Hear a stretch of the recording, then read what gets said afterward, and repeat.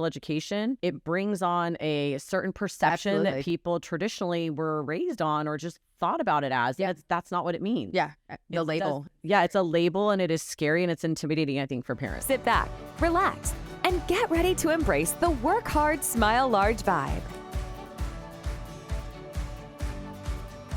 Hi, welcome back to the Work Hard, Smile Large podcast. I'm your host and founder, Nicole Christofferson, and I have a fellow mother, friend, and advocate from our community, Kristina Green, that's going to be sharing what she's doing to help families in our community. So thank you so much for joining me. Thanks for having me. I'm excited to be here. It's been fun getting to know each other. We actually met through my sister. Yeah, Lauren.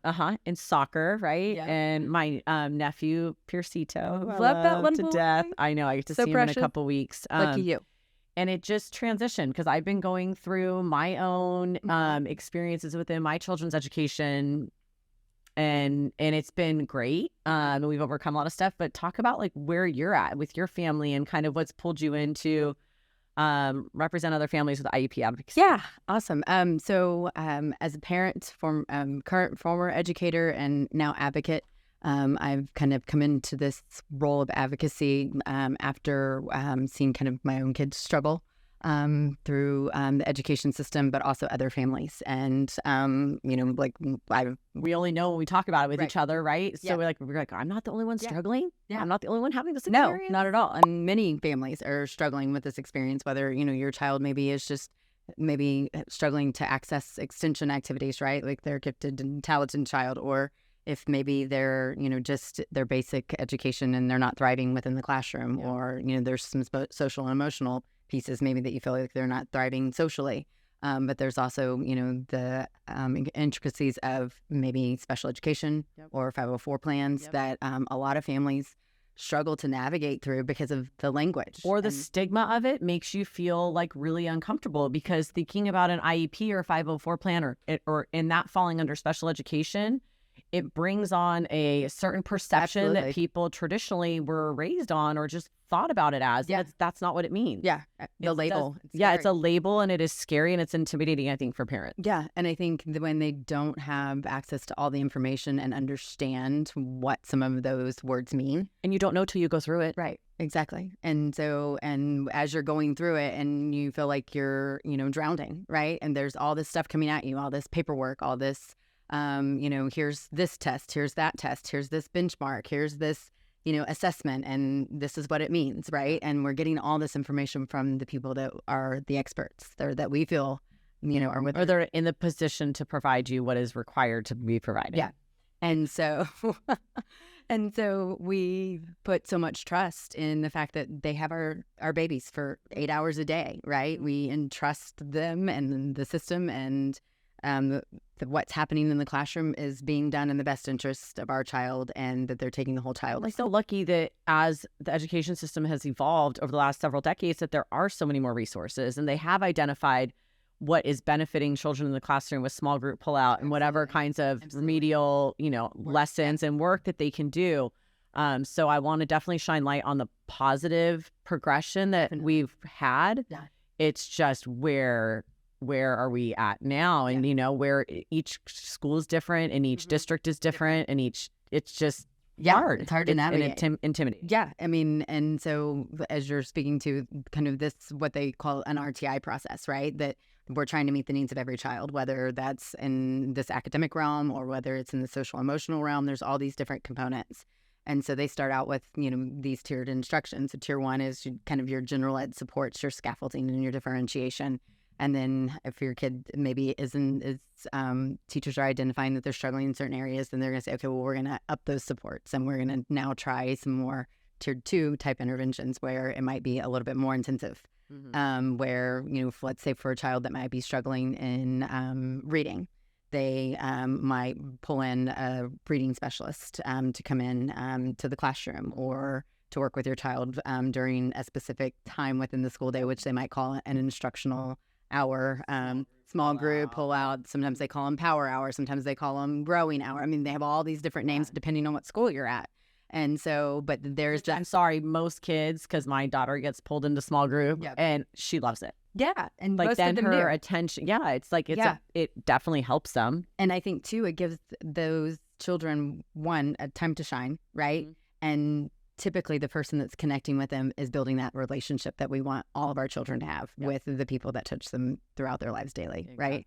And so I think that's where, they tend to shine, and those educators we see start making a difference, right? And we start getting meaningful information. Well, then they're able to communicate with the actual classroom teacher and say, this is what I'm seeing, because they're able to give, a little more attention and keep their eyes on the work a little bit more diligently. Yeah. Because teachers have a hard job. I mean, I had my teaching credentials, elementary education teacher and master's in literacy. And I commend the teachers who are in the classroom right now. They have to overcome a lot of adversity from what's happened in the last few years. And I commend them, but that doesn't give any reason for them not to know their students and to be collaborating with the other educators that may be in their classroom to understand deeper what their students' needs are, what their learning styles are. Right, exactly. Learning styles, right? Wow, that's been around for how many years, how many decades, right? And so I think when we are able to equip our educators, right? I think a lot right now, our educators are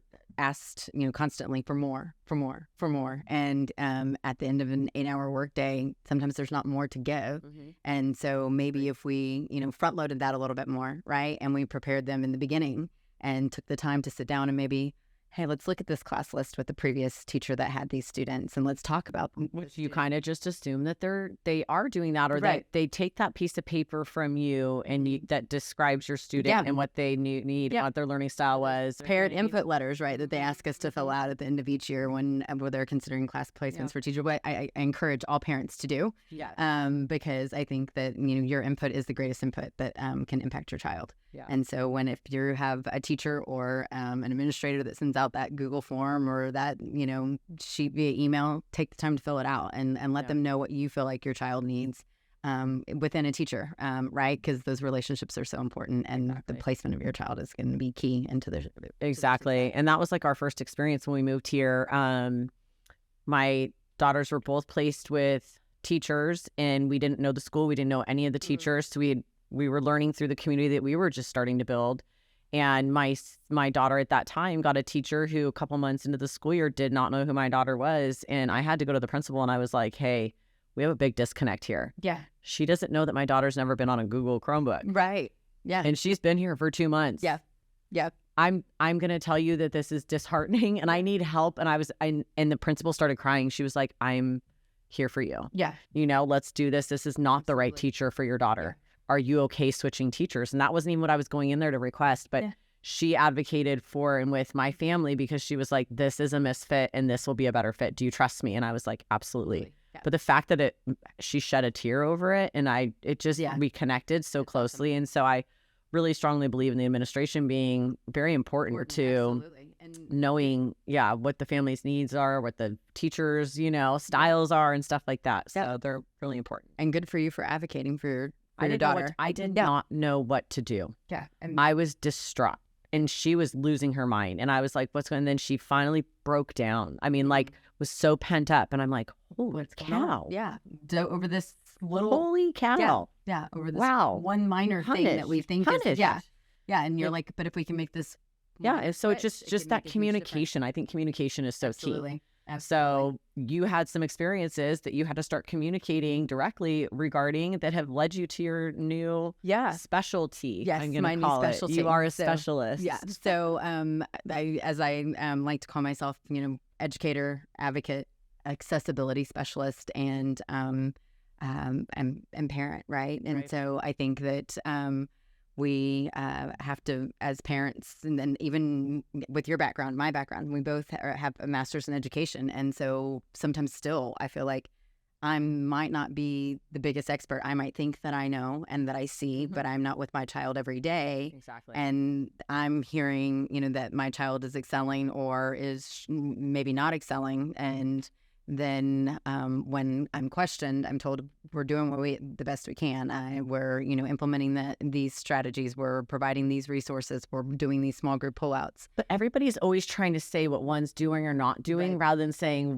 what do we need to do? Right. Like that's what my big takeaway is. Exactly. Like we're trying in and out every day to provide the best, support and practice work and understand what's happening in the classroom in addition to the multiple fundraisers and picture days and everything that's going on at school, right? Keeping it And all so balanced, right?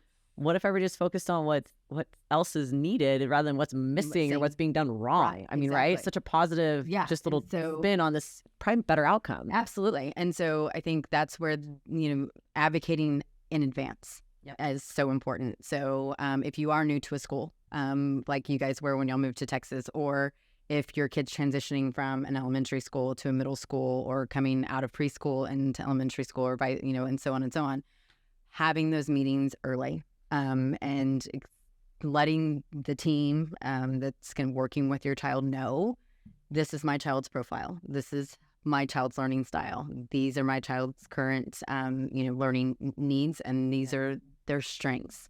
I think so many times we forget to think about the strengths of the child, and we focus so much more on the weakness, that if we would hone more in on those strengths and use those to bring up and to allow them to excel more, we're going to start to see the things that they're not as good at begin to come into a level playing field for them. And it's like the children can work together. Like we as adults have strengths and weaknesses, and like teaching them the comfort and the respect and the understanding that they can like work together and lean on each other for certain things rather than being pinned against each other and competing and stuff would be so powerful. I mean, that's what I'm trying to do. I bring the kids together so they can talk about it. Oh, math's hard for me. You're in honors math. Okay, well, how did you do this work? Great. Do you want to like sit and do homework together one day? Like, how powerful is that? Yeah, exactly. We do it as adults. They learn so much from each other, just as we learn from each other. And I think that when kids, like you said, we're worried about that label as parents, right? Our kids worry about those labels too in the classroom. And so when they feel like they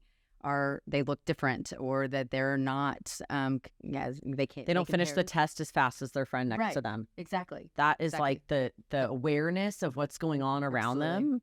Like they're tuned in to everything. I mean, most of the time. Yeah. But when the kids realize, hey, we all learn differently, right? We all are going to try a math problem and attack it in a different way. And, we're all going to read at different speeds. The more that we embrace that as parents, embrace that as educators, and allow our children to embrace it, we're going to start to see that they begin to embrace one another, and they end up being able to support and hold each other's hand, right, and guide each other when that guidance is needed, rather than continue to compare themselves to one another. So, like resources, classroom environment is key. Parental involvement is, helpful, but it's, it's a community. Like the teachers and the parents and the student always need to be in tune, I would say, with each other. There's no like excessive communication that needs to take place, but in tune with each other is so helpful. But like, what about the resources at the school and the communication that takes place? Because like you've been advocating for resources for your family, and now you're helping other families with that. So what's that communication like, and what's that process like? So I think when communicating for resources, sometimes, we know that there's resources available, but how are they being allocated? And I think a lot of families aren't aware of either the resources that are available, or how they're being distributed or applied to their child. And so I think it's really important for parents to go to those staff conferences when they have them in the fall. Like parent-teacher conferences. And because a lot of times they'll, they become your work schedule, right? Balancing work and life, how do we do that? And sometimes, well, I can't make it at that time, or I can't. It's important because that's where, it's that homeschool connection. And like we talk about it on almost every one of these episodes, but I always say it's like a happy, healthy learning environment. And you want to have that connection, understand like what your teacher's relationship is with your student and vice versa. But it's your in to have a pulse on what's happening when your child's not with you. Absolutely. And I think too, it's also that allows you can read the room so easily. Oh yes. Whether you're on Zoom or you're in that room. Yes, exactly. When you're getting what you need, and when maybe sometimes there's you know the dynamic of the classroom by your meeting with the teachers. It's your get to know you session. And it's also a time to get to know the teacher, but also to get to know your child and how they're performing within their school day. And I think a lot of times, we are seeing that less and less is coming home, right? As far as like the cons of technology right now, I'm going to say it because I always talk about the positives. There's great it's so amazing watching my kids move around on Google Chromebook and like what they know and what they know how to do on a touch screen and how to save things and stuff. I'm proud of them because I think it's going to be really good tools to use later on in life. Yeah. But again, like the lack of word processing, like the teachers aren't even requiring them to fix capitalization and punctuation. Right. Like, oh, just let it fix it itself. And we still have to go through that revising process. And they're not printing it and bringing it home, and they're not emailing it to you when they get their grade. You're just seeing the grade come through and not the work necessarily all the time. And they're like, well, you have access to it in here. And I'm like, well, yeah, you didn't grant us access. So let me have to go request it from you and then get it. And it's just like, or you have to log into your own student account. It changes the process a little bit. Absolutely. And so that can be hard to navigate. So those are times where you can, navigate through and, ask to see those work samples at those times. Ask to see, benchmark scores that come in that the teachers are also using and the schools also use to decide kind of where a student is needing supports, if any. And a lot of times those aren't provided. You're talking about like the MAPS test. Yes. And stuff like that, So like they also like to call them like beginning of the year, middle of the year, end of year. And so they'll call them boy, moy, and oi. A lot of times. Yeah. So all the acronyms, that's kind of a very important thing to become very because I know your oldest isn't in middle school yet, but do you get like grades from school? Like, do you get grades sent home like higher than grade average, lower than grade average on assignments that are graded? And is it pretty regularly in elementary school, or because in middle school it's so helpful. Yes. So I do have a 7th grader in middle school. Okay, and so, so there's also a way, depending on the school district that you're in, but I know with the school district that we're navigating that there's a way as parents you can actually go in and set settings that like if your child is making below like a 60% on either an assignment or on a test or for the actual class average, it can actually notify you and send you alerts. That's what I think I'm at. Yeah. And I get both though. I do as well. And so because then that way it allows me to just do some temperature checks as a parent. Or missing assignment. I'm like, why are you missing an assignment? You're at school every single day. How are you not turning your assignments in? She's like, oh, I forgot to hit submit. Or I submitted it. She hasn't graded it yet. It's just an automation in the system. And exactly. So there's good. I mean, I guess we're able to get a gauge on it. LinkedIn, but if you're not, definitely touching in and finding out where they're at. Yeah. And I think, asking how do I set these things up for myself? So maybe it also allows you to kind of build more trust within, like you said, this triangle, right? The parents. As many notifications as you get for school fundraisers and things to go and do to help the school, you should be getting just as many notifications about where your kids are with their grades. Yeah, absolutely. Because guess what? It's not going to hurt. No, it's not. And, I've also had to learn kind of that balance with my oldest. And it applies to certain ages and above, right? Like, I mean, certain grades hit a marker where like their grades are going to be more important, and that's where you're going to be able to tell if they're progressing. Right. But, exactly. Certain curriculum in the lower levels doesn't require you getting a grade every single day, but. Right. And so, I think when they're, in the primary years in elementary school, we're going to be a little bit more in tune with that as the parent than the child will be. But as they, progress into middle school and high school, they have to kind of take their own, their ownership of that as well, and have agency and buy-in in it. And you are kind of more of just the checkpoint, right? But then when things maybe do become a little bit challenging, or they do get behind, let's say they're out sick, right? I mean, like my oldest missed school because of COVID, and we were out for 2.5 weeks because of recovery and trying to keep up with assignments and trying to keep up with grades and trying to find the balance and all of that, and saying it's okay to ask for more time, like, and giving them the tools to communicate with their educators. And like we keep talking about this, and we'll get into it more with advocacy, right? Like making sure they have the accommodations that are in their plans and that they're properly being assessed or able to be assessed and implemented. But your child needs to know what they need and be comfortable advocating for that. Like, no, I'm sorry, I have to sit in the front of the classroom because of my vision, or no, I need a paper copy because of this. And absolutely. And so it takes a little while to build up their confidence to be able to communicate with their teachers. But hey, like, let's change that. Like, teachers, I'm sorry, but your students should be okay communicating with you. Yes. And I get you might have hard days, and so do they, and whatever. But like, that is one thing, my takeaway as a parent, I'm not afraid to say it on this right now, is teachers, you need to show your students that you're approachable. Yes. It's a very easy thing. You can sign out when you leave campus, but my goodness, I hear it way too often. I'm afraid to ask, or I don't want to talk to them, or they're too busy, or whatever. Like, God forbid one of my clients felt that way, or it just get bad days. I get that, but I'm saying let's try to all be stronger communicators and work hard at smiling large, even if you don't want to. It's not going to hurt anybody. Agreed. And, as we all know, we get into education for a reason, right? For the kids.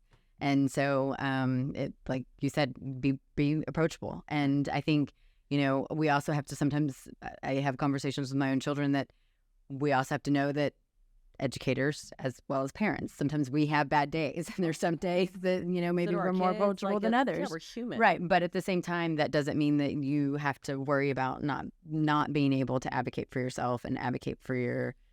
So like we're real comfortable talking about all of this because we've gone through our unique journeys with our children, because each one of our children is very different, just like most people's, and we've learned through experience. But like, give me the roots. Like, what's your mission right now? I know you got your values, like why you're doing this. Yeah. You can kind of tell them a little bit about it, because I think we haven't really hit on your background. Yeah, I think my mission is really to inspire parents to become advocates for their children, and in that advocacy, you're going to inspire educational progress and for the whole child.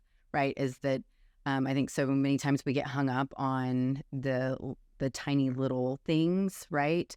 That we forget about looking at our child holistically. And when we really hone in on our child and who they are as a person, as an individual, their strengths, their weaknesses, also, school's not everything, right? No, I think sometimes I'm like, they don't even really, they have to go to school. It is their job. Yeah. Like, this is your job as a child to go to school. And if you don't go to school, we get in trouble. Yep. But in a lot of ways, school is meant for them to build community. Right. And school needs to be a happy, healthy learning environment. Right. And like that community vibe, I'm going to call it that, needs to be there. And it's up to the students to bring that mindset into it. Absolutely. So I think as parents, us communicating more and helping each other as a unit, what I mean, is important. And I just don't feel like parents, we have the ability to be as involved. And I don't know what that is. If it's just we need to try harder, or if it's just the doors aren't open enough. Yeah. And learning how to open those doors. Right. And I think when we were thinking about IEP advocacy, of course, IEP stands for Individualized Educational Plan, right?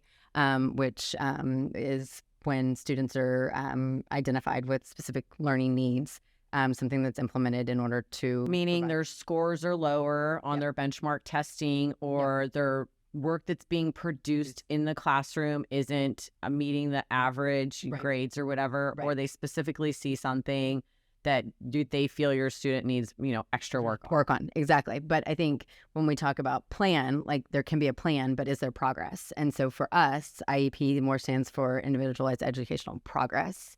Okay. And so we aren't looking that we might have a plan, but is the plan allowing the child to progress?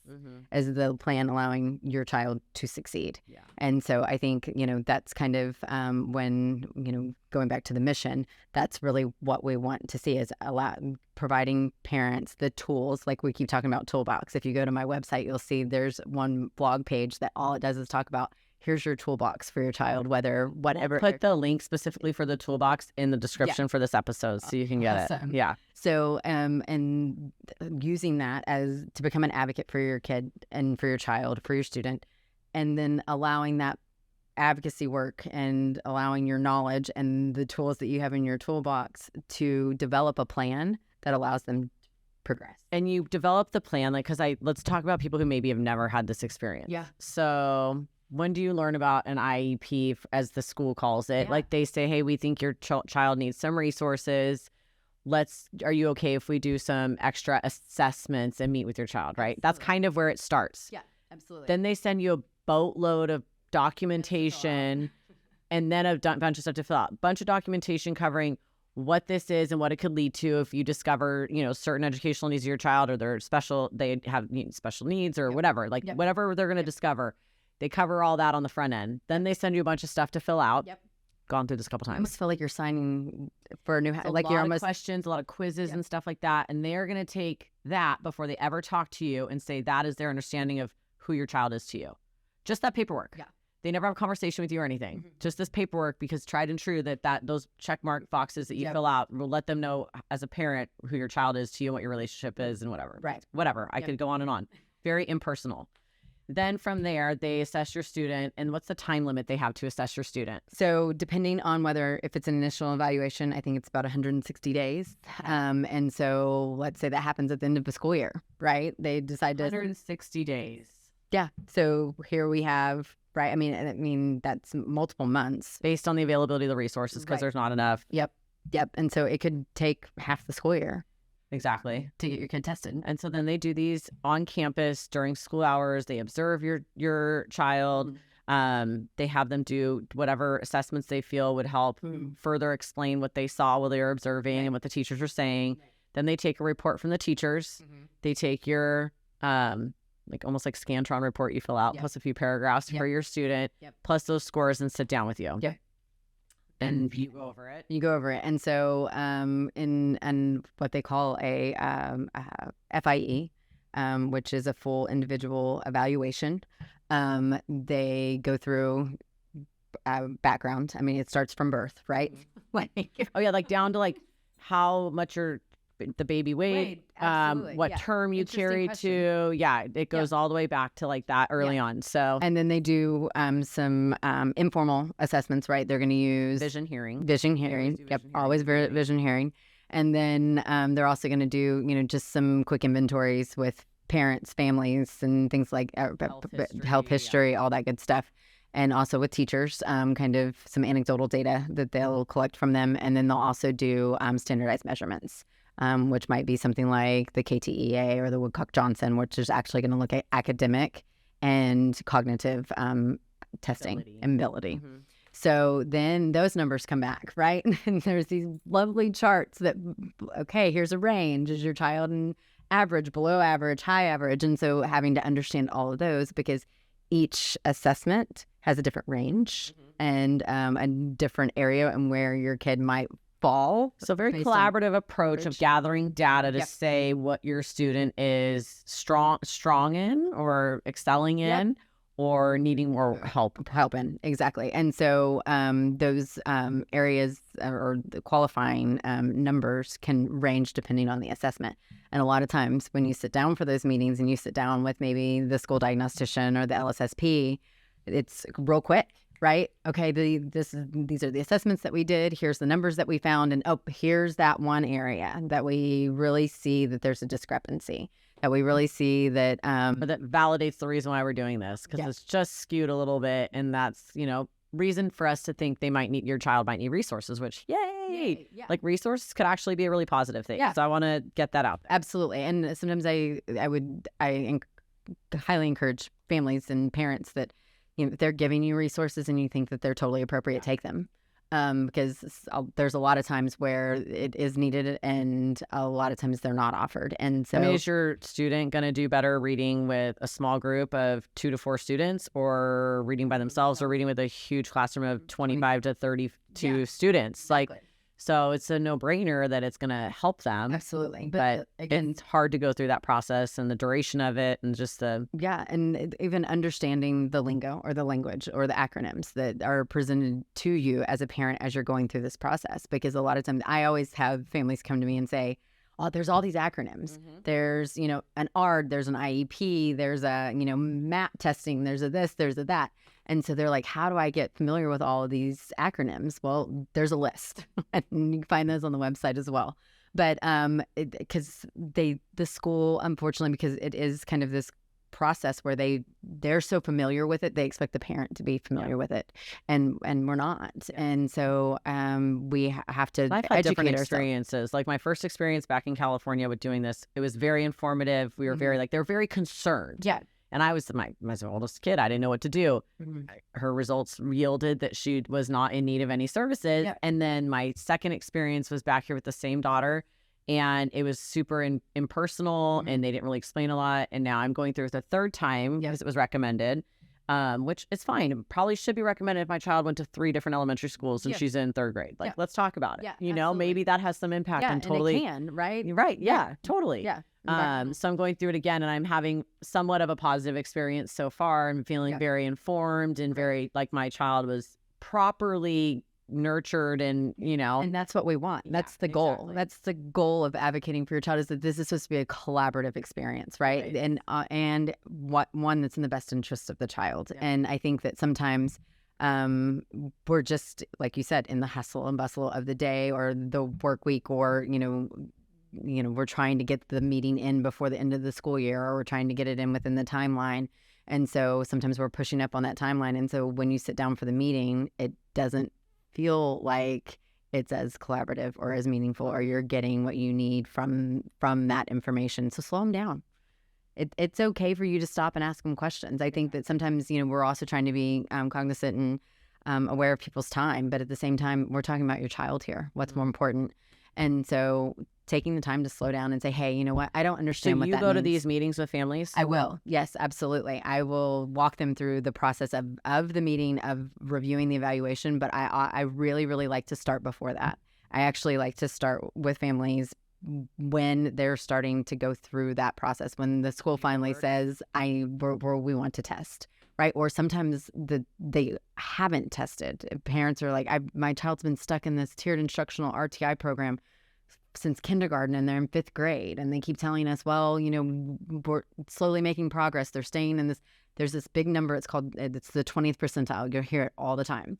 Oh, but they're above the 20th percentile. They're above the 20th percentile, but they might be at the 21st percentile, and they've been sitting there for 4 years. That's concerning. Mm-hmm. Your child, as where they say, oh, well, they're not in that tier 3 yet, but they've been hovering above it for so long. We've got to do something differently, right? And so I always tell parents, if your child's been, teetering between that 20th and 30th percentile for multiple years, or for more than a year, actually, it's time to do something different. Yeah. And so it's time to either look into different instructional modalities, or it's time to maybe do some further testing to figure out, is there something else that we need to be doing to meet my child's learning needs? And so I like to actually come in before they even start the testing. So she's done all this advocacy for her kids and their education, and now she's going in and helping families like navigate the process. Absolutely. Because it's a tricky process, and there's so many parts to it that it's like, okay, when does it almost seems never and I go, I'm fine now because I've done it numerous times. Like, going to those meetings by yourself is very intimidating, because it doesn't necessarily mean that like your husband or partner or anything like that is understanding or involved in the education process, or maybe you're a single parent and like you don't have to go it alone. No, absolutely not. And even if it's not an advocate, if it's somebody that that has background in education, you can bring anybody as a representative with you. Anybody that you want to those meetings as a representative with you, your to mom, advocate. Grandparent, whoever it is. And if it's a cousin that's a teacher in another school district that at least has some background and understanding in the system that can guide you through it, bring them.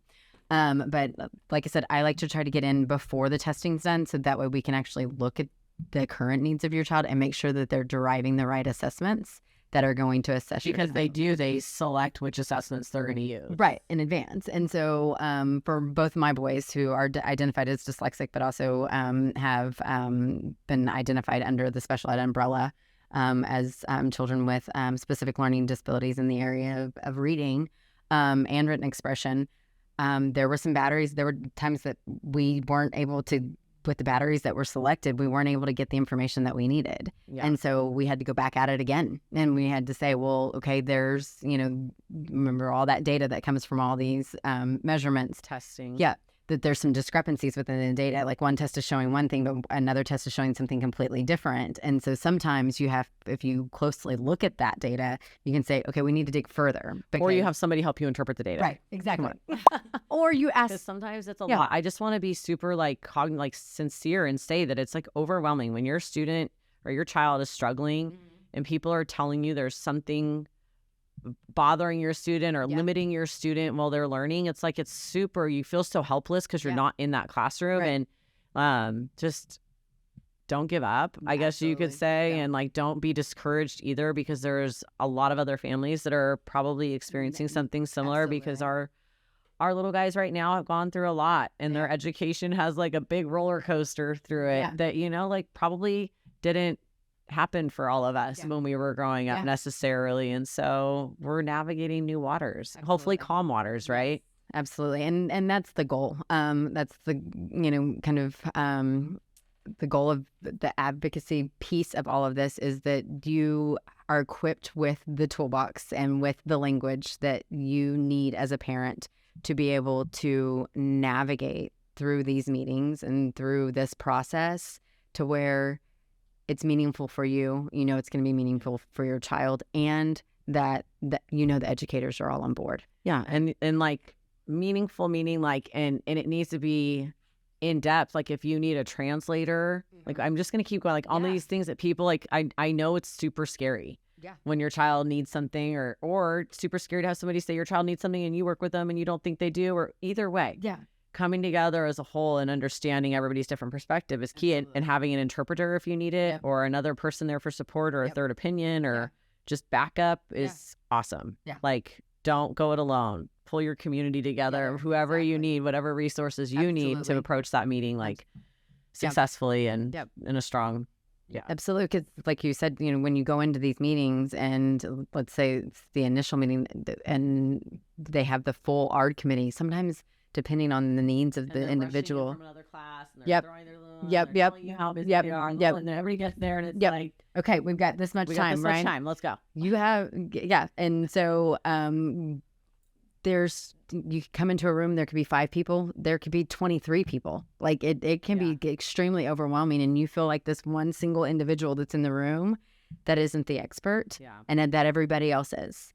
But I always try to, you know, remind parents that, you know what, the biggest expert and the most important expert at that table is you. You know your child the best, and you give everybody the, you know, the ability to give you information about your child.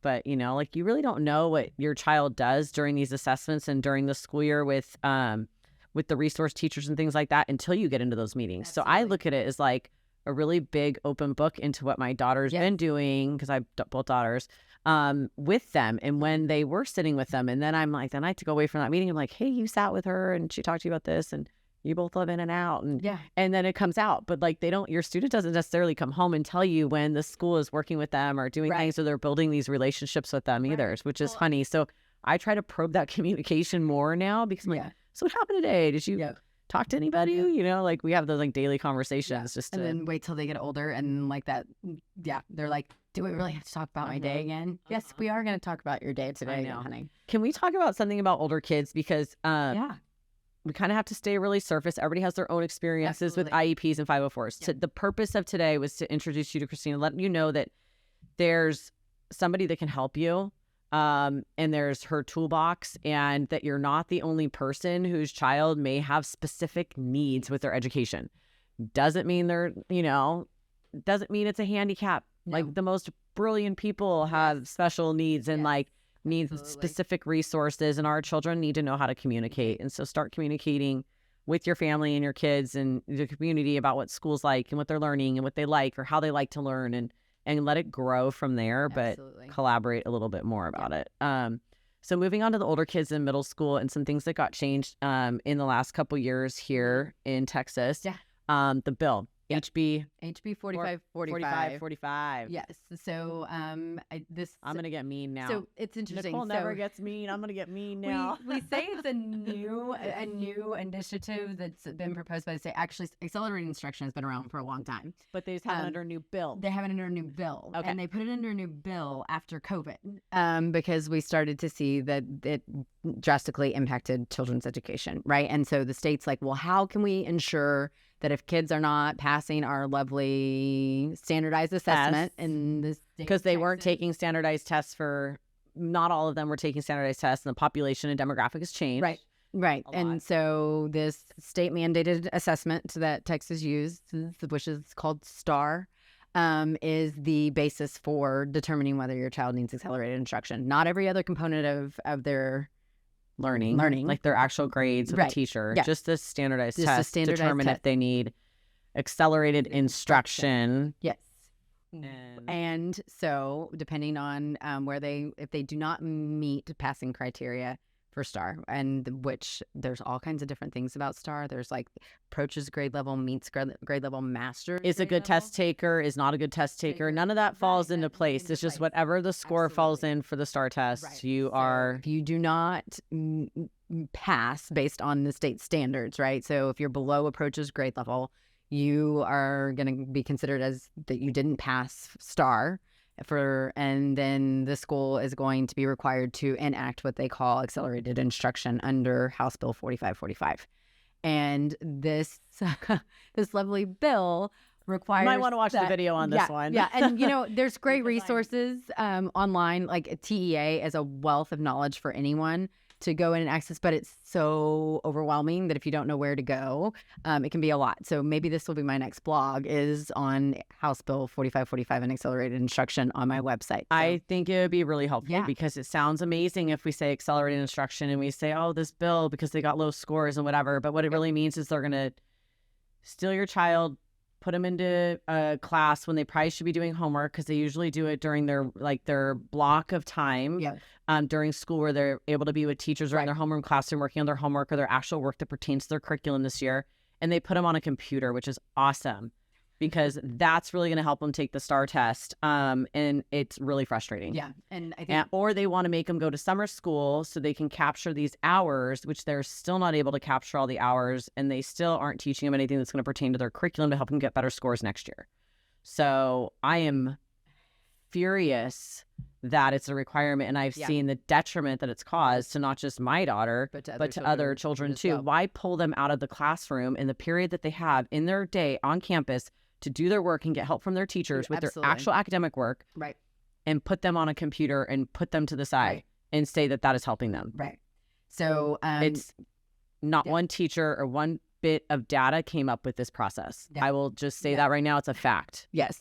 It's not the actual teacher of the school that came up with this process. Might as well give them a time clock for not learning is what that is. But there's also, every school should be having a meeting with you if your child qualifies for accelerated instruction.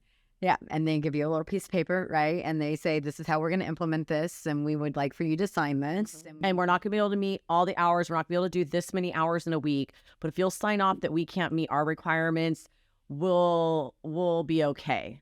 Yeah. But, So just it's convoluted. It's a tricky conversation to navigate. And not only am I hearing about it from parents, I'm hearing about it from the educators in the classroom as well. I have many friends who are educators that are teaching, and that they have to go into these meetings, and they're like, we don't fully understand the language of the requirements of this, and we agree. A lot of them agree with the parents. Like, why are we? She needs to work with her math teacher when she's in her math teacher's class to do her math homework. Yeah.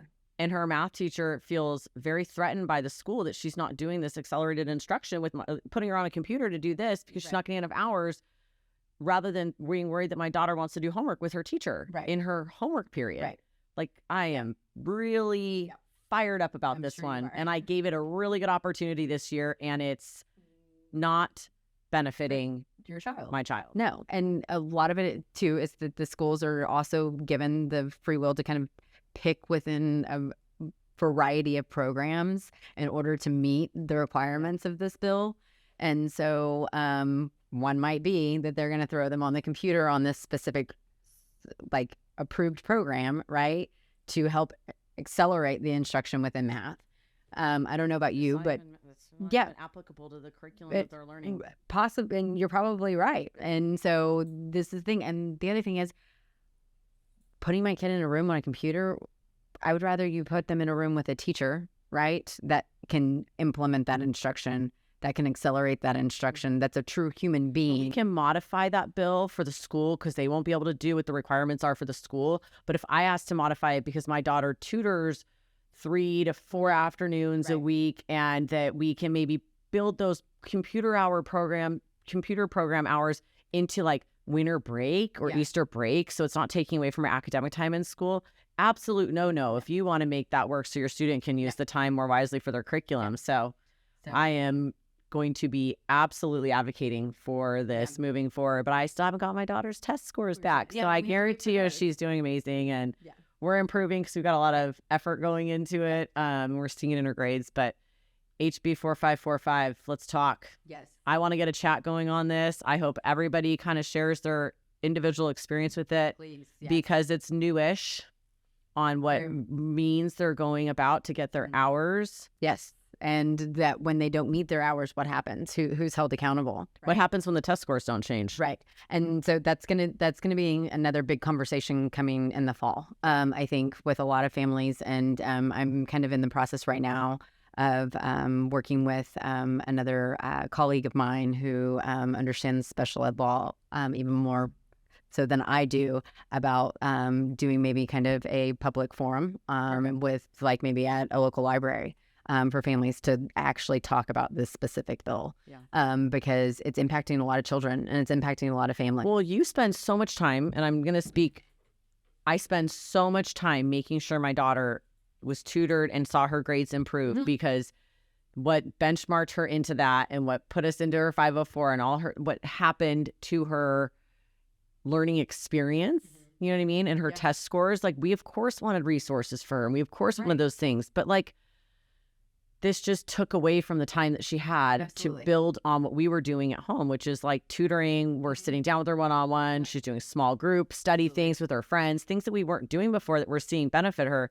And then academic time at school is being taken to do this. So I am just very aware and very involved. And I think I'd be interested to hear other parents that maybe felt differently or having different experience, or even the educators. I would love for teachers to talk about their takeaway, because when I pushed back this year and said, well, I'm sorry, we're upping our tutoring to 3 days a week. Like the curriculum's going quite fast right now. Yeah, we got to cover it this year. I'm like, that's totally fine. Yeah. She's got the support from home. She's getting the work done. Like we're good there. Can we use her accelerated instruction period to have her do some of this work with you before the test? Like literally just ask for like a week of, hey, can she sit with you? Because this is a lot of content to cover in a little bit of time. And she's like, well, I can't take away from the AI on the computer and this and that. And I'm like, I'm asking for like a teacher to a parent here right now, and that they feel so threatened. So it'd be interesting to hear the teachers' takeaways, the ones that maybe were compelled to still be one-on-one with their students, and the ones that felt that they still needed to finish these hours. Like, what's the repercussions? So I think a big piece of the reason why I think the teachers truly would rather be working with the child. To be honest with you, I think that they would rather be the one implementing the instruction. There's going to be one big component of this that the school needs to track and the state needs to track, and that's the data. And so that's why they're being pushed to do it on the computer, so they can feel that it's completely trackable. Yeah. But at the same time, is it meaningful? Yeah. Interesting. Well, from elementary school and, knowing what's happening in your child's classroom and communicating with the parents in the education community and the teachers, to knowing what bills our state is passing to try and help our students, but might not be helping our students. It's just, it's a lot. Yeah, it is. Tell me what my takeaway is, because we could talk about so many more things, and we're very surface today based on other conversations we've had, and we're not putting anybody down in the education system. Absolutely, we're just saying that our world has changed, and our children are way more mature than they used to be, and I think their ability to learn is always going to be there if they're in a happy, healthy learning environment. Absolutely. And we all need to work together and come together as a community. So please put the forum together. Yeah. Please, we will share her resources with you all. Don't be intimidated by the school helping guide you through anything your child might need or whatnot. But I can't wait to see the conversations that come out of this, because I think it takes a lot for a parent to go from your individual experiences and what you pour into your family to take that and take time from your family to go and help other families. It's so selfless and beautiful. Thank you. So I wish I, had you in my corner when I was going through it, and I felt good going through it, being educated in the field and stuff, but it still was very foreign. Yeah. And I think that if you're feeling that way, you embrace that, own that, and find the people within your community that can lift you up and that can help guide you through. Yeah. And I do. I have another friend whose kids are dyslexic, and she's going through, she's like, oh my God, all these resources. It's so great. This person, finally this year, she said to me, she's like, it's a little different at school this year. Yeah. I said, are you sure everything's happening? Like, is it? She's like, it's just different, Nicole. I get what you're saying. Yeah. Like it's not the same as it used to be. And it's like, we got to pour energy into the schools. Absolutely. So parents who have the ability to be there and to participate or, help the teachers a little bit more or whatnot. We just need to be more present and active, I think, on school campuses. Yeah. And I'm ready, willing, and able to do that. Like outside of just going and having lunch with my child or participating in every and your presence is important as well. Like when they know that you're fully present and that not only are you present, not to butt in, teachers, okay? Not to butt in and be in your face, but to be a support in the back to make sure you guys can enjoy your career. Absolutely. And I mean, as two educators ourselves, I think the most important thing that, in our child's educational career are the people that touch them daily and are those educators. It's just making sure that that educational plan is making progress within that educational environment and that those teachers and those educators are equipped with the tools that they need, and we as parents are equipped with the tools that we need, and our child is equipped with the tools that they need in order to be. Because, hey, we might not be the best people to teach our kids how to read. I am okay saying that. Yeah. I have taught my children a lot of things about life and cooking and gardening and being good humans and being respectful and courteous and having good morals and values. There's other people that are better equipped to teach my children certain things, and I am okay with that. Absolutely. Progress. Yeah.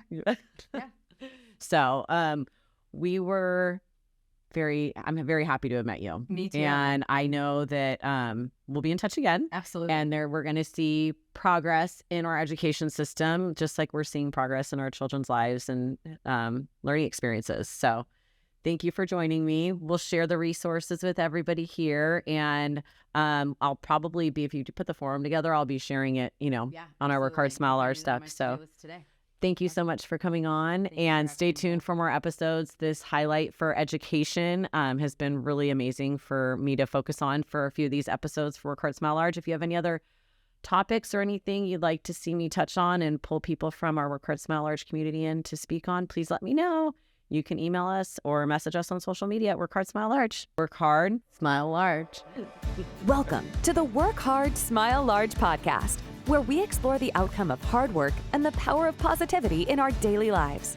In each episode, we'll delve into the benefits of positive mindsets, hear inspiring stories, and provide tips for cultivating smiles all around us, highlighting healthy habits and living a full life while giving focus to various lifestyles that shine bright in this world. Help spread Work Hard, Smile Large in your community by coming together, pouring into others, and inspiring the youth to become WHSL ambassadors too. Sit back, relax, and get ready to embrace the Work Hard, Smile Large vibe.